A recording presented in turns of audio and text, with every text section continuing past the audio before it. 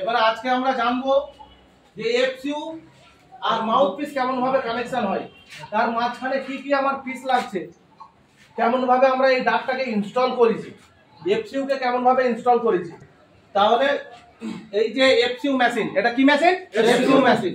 এই এফসিউ মেশিনের সঙ্গে আমাদের কি কি পিস আর কি কি মানে মেটেরিয়াল আমাদের ব্যবহার করা হচ্ছে। এফসিউ মেশিনটা এই আমাদের যেমন এটা হচ্ছে তোমার ডাক ফ্লেক্সিবল কানেক্টর, এটার সঙ্গে মাউথ পিস কানেকশন হয়েছে।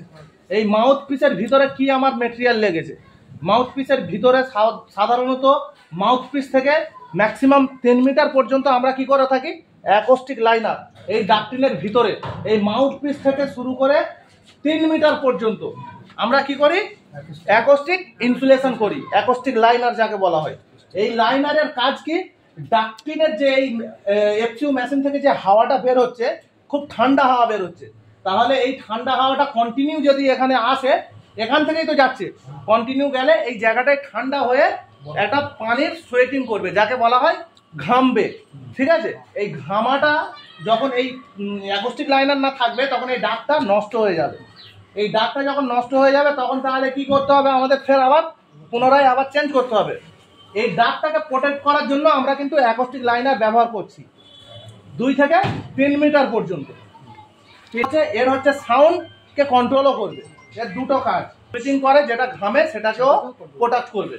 তারপরে লাগাতে হবে আমাদের যে সাইট অনুযায়ী, যে সাইটের ড্রয়িং অনুযায়ী রিকোয়ারমেন্ট থাকবে, সেই হিসেবে আমাদের তোমার সেন্টার পেপার লাগাতে হবে, স্টেট পিন লাগাতে হবে।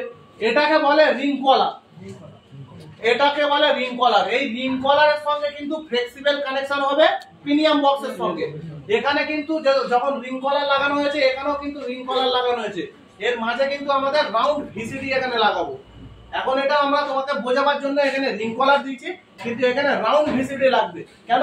পুনরায় এখান থেকে আমাকে হাওয়া যখন অ্যাডজাস্ট করতে হবে তখন কিন্তু এই রাউন্ড ভিসিডির মাধ্যমে আমরা অ্যাডজাস্ট করব।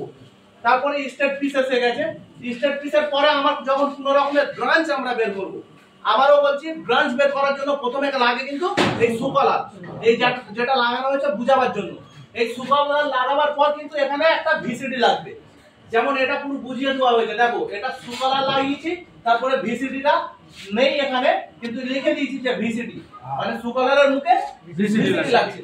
তারপরে স্ট্রেট পিস এসছে, তারপরে আবার অফসেট এসছে, আবার স্ট্রেট পিস গেছে। এখানে অফসেটটা কেন এসছে, এখানেও একটা পয়েন্ট আছে। এখানে কিন্তু ডাকটিনের বটম মনে করো, এই লাইনটার বটমটা মনে করো আমার 3 মিটার বটম আছে, ঠিক আছে, কিন্তু আমার এখানকারের বটমটা বলছে আমার 1.5 মিটার লাগবে। তাহলে আমার এখানকারের বটম আর ওখানকারের বটম কিন্তু আলাদা আছে, বটম চেঞ্জের জন্য কিন্তু এই অফসেটটা হয়েছে। এই যে বটমটা আছে মনে করো আমার 2 মিটারে আছে, এই আমার বটমটা লাগবে আমার 1.5 মিটার, তাহলে আমার 500 ডিফারেন্স হয়ে যাচ্ছে, তাহলে এই 500 আমার অফসেট পেয়েছে। ওই জন্য কিন্তু এই দুটো বটম আমার আলাদা আলাদা পেয়েছি। তাহলে বটম যখন চেঞ্জিং হয়ে যাবে তখন কিন্তু আবার অফসেট লাগবেই, ঠিক আছে। তারপরে হচ্ছে তোমার এখানে one side radiation. One side radiation কেন লাগানো হয়েছে, কারণ এই ডাকটিনের বটম লেভেলই রয়েছে, সাইডও লেভেল আছে, কিন্তু ডাকটিন সাইজ কিন্তু চেঞ্জিং আছে। কেন? এই সাইজটা হচ্ছে তোমার মনে করো 600, আর এই সাইজটা মনে করো আছে তোমার 300, তাহলে 600/300 কিন্তু 200/200ই আছে। তাহলে এই যে আমার সাইজ চেঞ্জিং হয়েছে, যার কারণে ওয়ান সাইড রেডিয়েশন লাগানো হয়েছে, কারণ এর বটমও লেভেল আছে, সাইডও লেভেল আছে, শুধু মুখের সাইজ চেঞ্জ রয়েছে, যার কারণে ওয়ান সাইড রেডিয়েশন আমার লাগানো হয়েছে। তারপরে আবার স্টেট পিস লাগানো হয়েছে, তারপরে অফসেট লাগানো হয়েছে। অফসেট কেন লাগানো হয়েছে, এর বটম আর এর বটম কিন্তু সেম নেই। এখানে কিন্তু বলছে যে 3 মিটার বটম লাগছে, এখানে বলছে আমার 2 মিটার বটম লাগছে, যার কারণে আমার বটমটা চেঞ্জিং হয়েছে। এবারে আসছে একটা এলবো আসার পর এখানে দেয়াল এসে গেছে, মানে এখানে আমার লাগবে কি ফায়ার ডাম্পার লাগিয়েছি। ফায়ার ডাম্পার লাগাবার পর কিন্তু এখানে একটা আমার ছোট একটা শর্টপিট লাগিয়েছি, শর্টপিট লাগাবার পর একটা এক্সেস ডোর কেটেছি, বোঝা গেল, এক্সেস ডোর কেটেছি। এই এক্সেস ডোরটা এই জন্য লাগানো হয় যাতে পুনরায় আমার এই যে ফায়ার ডাম্পারটা, ভিতরে যে ফায়ার ডাম্পারটা লাগিয়েছি ওটা যদি খারাপ হয়ে যায়, তাহলে সেই ফায়ার ডাম্পারটাকে আমি রিপেয়ার করার জন্য আমি এক্সেস ডোর ব্যবহার করব। এই এক্সেস ডোর লাগাবার পরেই কিন্তু একটা ভিসিডি লাগে, এটা মাথায় রাখবে। এখানে স্পেস নেই বলে নেই, একটা ভিসিডি লাজিম লাগবে। তারপর আবার স্টেট পিস হয়ে আবার এলবো হয়ে এরকম ভাবে ঘুরবে। তাহলে এক্সচেঞ্জ লোডটা কেন লাগানো হচ্ছে? ফায়ার টেম্পার থেকে ঠিক 200 ছেড়ে লাগানো হচ্ছে। ফায়ার টেম্পার থেকে কত ছেড়ে লাগানো হচ্ছে? 200 ছেড়ে লাগানো হচ্ছে। সেম ক্ষেত্রে এটা হচ্ছে এফসিউ। এফসিউ এর কানেকশনটা তোমরা আজ দেখলে, কিন্তু এইচইউ এর কানেকশন কিন্তু আলাদা। সেটা আমরা রুমে বলে দিয়েছি, ক্লাসরুমে বলা হয়েছে।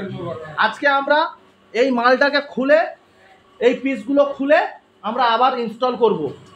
এই পর্যন্ত আজকে তোমাদের কাজ। এখানে সিডি লাগাও।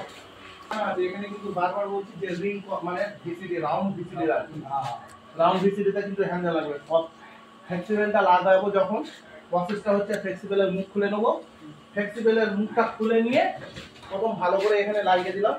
লাগিয়ে জুগলি বেল্ট দিয়ে টাইট করলাম। করার পর ডাকটেপ ভালো করে লাগালাম। বোঝা গেল? প্রথমে এটা যখনই লাগালাম, ফ্লেক্সিবল লাগাবার জন্য রাউন্ড ভিসিডি লাগাচ্ছি। লাগাবার পর এই চারদিকে এইগুলো যেগুলো গ্যাপ আমি কেটেছি, যেগুলো আমি রাউন্ডটা কেটেছি, এইগুলোই কিন্তু আমি ভালো করে সিলিকন দিয়ে দেব। বোঝা গেল? যাতে না লিক হয়। তারপরে কিন্তু আমি ফ্লেক্সিবলের মুখটাকে খুলে নেবো। একটা ফ্লেক্সিবল আছে, ভিতরে কিন্তু তোমার অ্যালুমিনিয়াম ফয়েল আছে, তার উপরে আবার কিন্তু ইনসুলেশনের ফয়েল দিয়ে কিন্তু ওকে র্যাপিং করা আছে। একটা ফয়েলের মুখ খুলবো যেটা উইদাউট ইনসুলেশন আছে, সেই মুখটা এখানে ঢুকবে। ঢোকার পর জুগলি বেল্ট দিয়ে ভালো করে টাইট করে দেবো।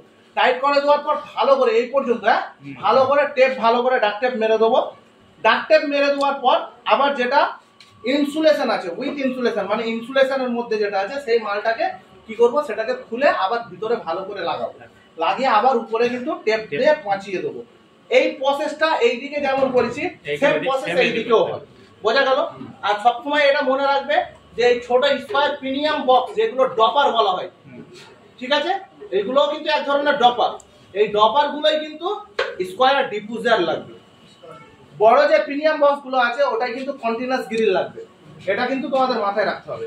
তাহলে এই ডাকটিন গুলো আজকে তোমরা কেমন কি কাজ শিখেছো আজকে সেটা দেখবো বলে তোমাদের টেস্ট নেওয়া হচ্ছে। ডাকটিন খুলে প্লাস জয়েন করতে হবে। কোন পিস কেমন ভাবে খুলছো, কি পিস খুলছো, সি40 খুলছো কি S40 খুলছো, এইগুলো আমাকে আজকে তোমাদের টেস্ট দিতে হবে। ওকে, ঠিক আছে।